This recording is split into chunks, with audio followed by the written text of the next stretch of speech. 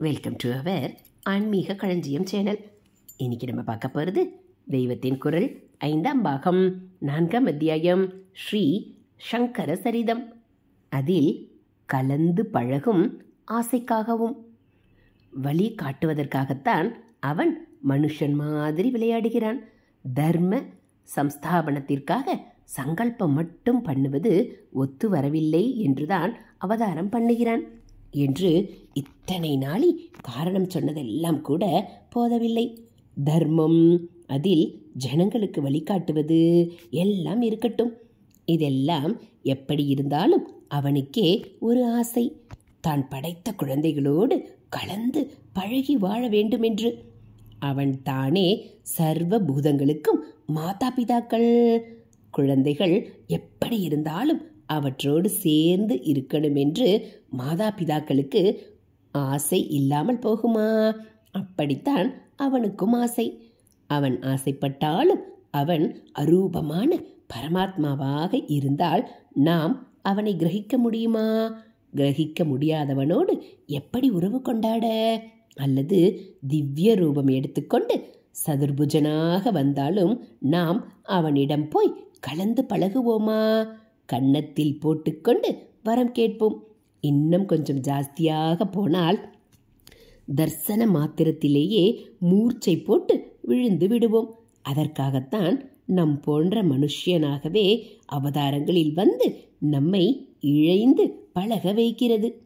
ஒரு வேடனா, குரங்கா, இடைச்சியா, இவர்கள் கூட நமக்கு இவன் பரம சொந்தம் என்று பாந்தவியம் பாராட்டும்படியாக அவதாரம் செய்வது. தன் ஆசை தீர அவர்களுடைய ஆசை தீரவும் தான். எல்லோரும் சகஜமாக ஒட்டி பழக வேண்டுமானால் அவர்கள் மாதிரியே ஆடினால்தான் முடியும் என்றுதான் பரமாத்மா அவதாரங்களில் ஆசாபாசம், கோபம், அழுகை எல்லாம் காட்டுவது. ஆனால் மொத்தத்தில் கணக்கு பார்த்தால் இதற்கெல்லாம் மிகவும் அதிகமாக உத்தமமான பிரேமை, ஞானம், சீலம், சத்தியம் எல்லாவற்றையும் அவதார புருஷன் நடத்தி காட்டி தர்ம சம்ஸ்தாபனம் பண்ணி இருப்பான். தன்னுடைய ஆசையை அவதாரத்தினால் நிறைவேற்றி கொண்டால் மட்டும் போதாது, ஜனங்களுக்கும் அதனால் நல்லதற்கு வழி ஏற்படும்படி உதவ வேண்டும் என்று நினைத்து இந்த இரண்டையும் சேர்த்து முடிச்சு போடுவதற்கு சந்தர்ப்பத்தை எதிர்பார்த்து கொண்டிருக்கிறான். தர்மம் ரொம்பவும் சீர்கெடுகிற போது சந்தர்ப்பம் வந்துவிட்டது என்று அவதாரம் செய்கிறான். இதில் அவன் மானுஷமாக இருப்பதை பார்த்து நமக்கு சந்தேகம் வந்துவிடப் போகிறதே என்றுதான். எத்தனைதான் மனுஷன் மாதிரி நான் இருந்தாலும் மனித உணர்ச்சிகளை காட்டுகிறது போலவும் மனிதர்களுடைய உலக இன்பங்களை அனுபவிக்கிறது போலவும் இருந்தாலும் மனிதர்கள் மாயை வசப்பட்டு இப்படி இருப்பது மாதிரி நான் இல்லை. மாயையை நானாக்கும் வசப்படுத்தி கொண்டு பிரகிருதிம் ஸ்வாம் அதிஷ்டாய அவஷ்டாப்ய, பிரகிருதி என்றால் மாயைதான். இப்படி சொல்கிறேன். பரமாத்மாவாக பரபிரம்மமாக நான் உள்ள நிலையில் மாயை என்கிட்டேயே வர முடியாது. ஆனாலும் லீலைக்காக நான் ஈஸ்வரனாக உள்ளபோது மாயையை வைத்து கொண்டுதான் சிருஷ்டி பண்ண முடிகிறது. அதனால் அப்போது மாயையை நான் இழுத்து என்னிடம் வைத்துக்கொண்டு, அதாவது என் வசப்படுத்தி கொண்டு, முன்னே பிரளயத்தில் லயித்து போயிருந்த பூத கிராமத்தை, உயிர்குலத்தை மறுபடி பிறவிகள் எடுக்க செய்கிறேன்.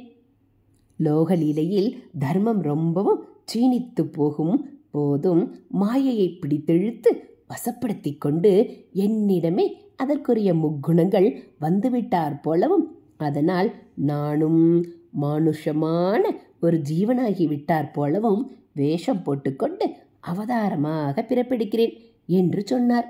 கொஞ்சத்தை மட்டும் சொல்லி மீதியை நாம் புரிந்து கொள்ள விட்டு கீதோபதேசம் செய்தார்.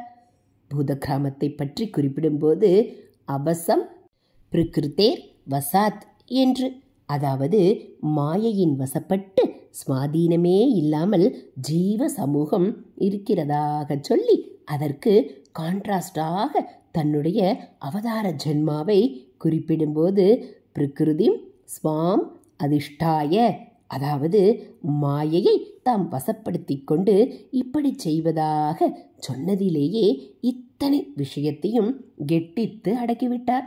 அவதாரம் மானுஷமாக தோன்றுவதால் மாயைக்கு உட்பட்டது என்று நாம் கொஞ்சம் கூட நினைத்துவிடக்கூடாது என்று. அதுதான் எனக்கு வசம், உங்களைப் போல் நான் அதற்கு வசமில்லை என்றார். பிரகிருதி ஸ்வாம் அதிஷ்டாய, பிரகிருதி ஸ்வாம் அவஷ்டப்ய என்ற 2 இடத்திலும் ஸ்வாம் ஸ்வாம் என்று போட்டு மாயை என்னுடையது, நான் உங்களைப் போல் மாயையின் உடைமை இல்லை என்று காட்டினார். ஸ்வாம் என்றால் என்னுடைய, சுவாமி என்றால் உடைமையாளர் என்று அர்த்தம். அவருடைய உடைமை மாயை, அதை அவர் என்ன வேண்டுமானாலும் பண்ணலாம். வா என்று சொல்லி வசப்படுத்தி வைத்துக்கொண்டு விளையாடவும் விளையாடலாம். போ என்று தூக்கி போட்டுவிட்டு ஆத்மாராமராகவும் உட்கார்ந்திருக்கலாம். நம் மாதிரி அவதார புருஷனுக்கும் கோபம், துக்கம், பயம் முதலானவை வர அவன் அளவு பண்ணுவான். இதை பற்றி ஒன்று தோன்றுகிறது. அவன் ஆத்மாவிலேயே அச்சடித்த மாதிரி உள்ளூர இருப்பதாலேயே இப்படி வெளியிலே மனசுக்கு பழதினுசு உணர்ச்சிகள் தான் ஏற்பட்டுவிட்டு போகட்டும். அதனால் நம் உள் ஸ்திதி பாதிக்கப்படுகிறதா என்ன என்றே அவற்றை அளவு பண்ணுகிறான் என்று தோன்றுகிறது. சாதாரணமாக ஒரு ஆத்ம ஞானி என்றால் அவர் சரீரம் எப்படிப்பட்ட நிலையில் வேண்டுமானாலும் இருந்துவிட்டு போகட்டும். குளிரில்தான் விரைக்கட்டும், நெருப்பில்தான் பொசுங்கட்டும், அது ஒன்றும் ஆத்மாவை பாதிக்கவில்லையே என்று அவர் பாட்டுக்கு இருப்பார் என்று தெரிகிறது. ஆனால் மனசும் ஆத்மாவுக்கு வேறானதுதானே. அது எப்படி வேண்டுமானால் இருந்துவிட்டு போகட்டும். ஆசை, அழுகை, கோபம் எது வேண்டுமானாலும் பட்டுவிட்டு போகட்டும் என்று அவர் இருப்பதாக சொல்வதில்லை. ஏனென்றால் அவரும் பிரகிருதி மாயைக்கு உட்பட்ட ஜீவனாக தோன்றியவர்தான். அந்த மாயை கொடுத்திருக்கிற மனஸ்தான் இவரை ஒரு தனி ஜீவனாக ஆக்கி வைத்தது. ஆகையால் அந்த மனசை அடக்கி போட்டுவிட்டே அவர் தனியான ஜீவாத்மாவாக இல்லாமல் பரமாத்ம நிலையை அடைந்து ஞானியாயிருப்பது. அப்படி இருக்கும்போது அவர் எப்படி மனசை மறுபடி கூப்பிட்டு வைத்து கொள்ள முடியும்? மனசுக்கே உரியதான ஆசை, கோபம், அழுகை முதலானதுகளை அளவு பண்ண முடியுமா? பகவான் தான் மாயைக்கு அதீஸ்வரன். அவன்தான் பிரகிருதிக்கு வசப்படாமலே தானாக தன் இஷ்டப்படி சங்கல்பப்படி ஜீவன் மாதிரி அவதரித்தவன். அவன் பரமாத்மாவாக இருக்கிற ஞான நிலையிலிருந்து விலகுவதென்பது ஒருபோதும் நடக்க முடியாத விஷயம். ஞானியின் சித்தத்தையும் பராசக்தியான மகா மாயை கவர்ந்து மோகத்தில் ஆட்படுத்த முடியும் என்று இருக்கிற மாதிரி பகவானை பற்றி ஒரு காலத்திலும் சொல்ல முடியாது. ஏனென்றால் அவனுடையது அவனை டிபெண்ட் பண்ணிக்கொண்டே உயிர் வாழ்வதுதான் அந்த பராசக்தி. மாயை எல்லாமுமே. அதனால் அவன் ஒருத்தனே பகவானாக உள்ள நிலையிலோ அவதாரமாக வருகிற நிலையிலோ மாயா மனசை தன்னிச்சையாக வா என்றும் கூப்பிட்டு வைத்து கொள்ளலாம், போ என்றும் பிடித்து தள்ளலாம். மனுஷால் மாதிரி இருந்து அவர்களோடு கலந்து பழகி அவர்களுக்கு வழிகாட்டி உற்சாகப்படுத்த வேண்டுமென்று அவன் அவதாரமாக வருகிற போது வேஷம் நன்றாக பொருந்துவதற்காகவே கொஞ்சம் கூட தயங்காமல் பயப்படாமல் மனசின் நானாவிதமான உணர்ச்சிகளையும் அளவு பண்ணுகிறான். அதனால் ஒரு அவதார புருஷனுக்கும் கோபம் வரும், பயம் வரும், அழுகை வரும், ஸ்ருங்காரம் வரும். ஒரு ஞானி சரீரம் எப்படி வேண்டுமானால் ஆடிவிட்டு போகட்டுமே என்று இருக்கிற மாதிரியே அவதார புருஷன் மனசும் எப்படி வேண்டுமானால் ஆடிவிட்டு போகட்டுமே என்று விட்டு விடுவதால் தான் இப்படியெல்லாம் நடப்பது. அப்போதைக்கு மேல் மனசிலேதான் அவதாரத்துக்கு இந்த உணர்ச்சிகளால் பாதிப்பு இருக்கிற மாதிரியே இருக்குமே தவிர நம் மாதிரி அந்த உணர்ச்சிகளே அவனை அடித்து கொண்டு போய்விடுவது என்பது ஒருபோதும் இல்லை. எத்தனை ஆசை, கோபம், அழுகை இருந்தாலும் அது அவனுடைய பரமாத்ம நிலையை பாதிக்க முடியாது. லோகத்தில் அவன் முடிவாக பண்ண வேண்டிய தர்ம சம்ஸ்தாபனத்தை பண்ணி முடிப்பதற்கும் குந்தகம் ஏற்படுத்த முடியாது.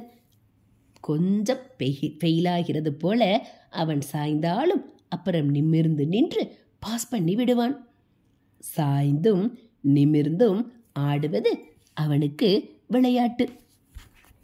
ஹரஹர சங்கர ஜெய ஜெய சங்கர, ஹரஹர சங்கர ஜெய ஜெய சங்கர. மகா பெரியவா சரணம். இது போல் தெய்வத்தின் குரல் பகுதிகளை நீங்கள் தினந்தோறும் கேட்கணும் அப்படின்னா மறக்காமல் நம்ம சேனலை சப்ஸ்கிரைப் பண்ணுங்கள். கூடவே பெல்லைக்கானை கிளிக் பண்ணி ஆள்கிற பட்டனையும் அழுத்திடுங்க. நம்ம சேனலில் வரக்கூடிய தெய்வத்தின் குரல் பகுதிகள், மகாபெரிவா மகிமை, ஸ்லோகங்கள் எல்லாம் உங்களுக்கு உடனே நோட்டிஃபிகேஷனாக வந்துடும். நம்ம சேனலில் வரக்கூடிய ஆன்மீக தகவல்கள், ஆன்மீக கதைகள் எல்லாம் உங்களுக்கு பிடிச்சிருந்தா ஒரு லைக்கும் கமெண்ட்டும் கொடுத்து உங்களுக்கு தெரிஞ்சவங்களுக்கும் ஷேர் பண்ணுங்கள். தேங்க்யூ. ஹரஹர சங்கர ஜெய ஜெய சங்கர, ஹரஹர சங்கர ஜெய ஜெய சங்கர. மகா பெரியவா சரணம்.